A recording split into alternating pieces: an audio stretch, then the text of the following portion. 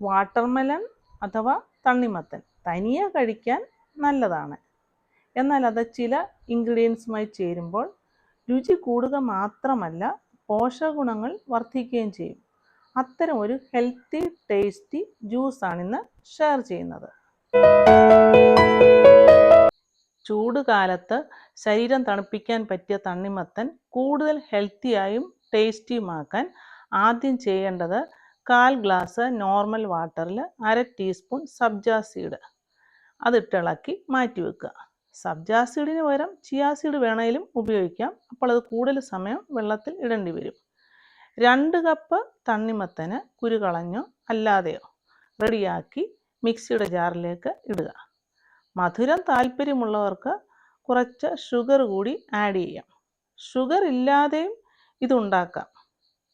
ഇനി ഫ്ലേവറിനായിട്ട് ഏലക്ക പൊട്ടിച്ചിടുക.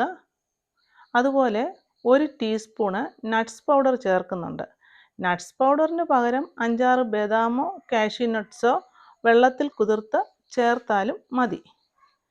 1/4 കപ്പ് പാലും കൂടി ചേർത്തിട്ട് നന്നായിട്ട് ഇത് അരച്ചെടുക്കുക. ഇവിടെ ഞാൻ 2 ഗ്ലാസ് ജ്യൂസാണ് തയ്യാറാക്കുന്നത്. അരച്ചെടുത്തത് ഒരു വലിയ ഗ്ലാസ്സിലേക്ക് ഒഴിക്കുക. ഈ സമയം സബ്ജ സീഡെല്ലാം വീർത്ത് റെഡിയായി വന്നിട്ടുണ്ട്. അതും ഈ ജ്യൂസിലേക്കിട്ട് ഇളക്കുക, നന്നായിട്ട് ഇളക്കുക. എന്നിട്ടിത് തണുപ്പിച്ച് ഉപയോഗിക്കാം. ഇവിടെ ഞാൻ ഐസ് ക്യൂബ്സ് ഇട്ട് 2 ഗ്ലാസ്സിലേക്ക് ഇത് ഒഴിക്കുന്നുണ്ട്.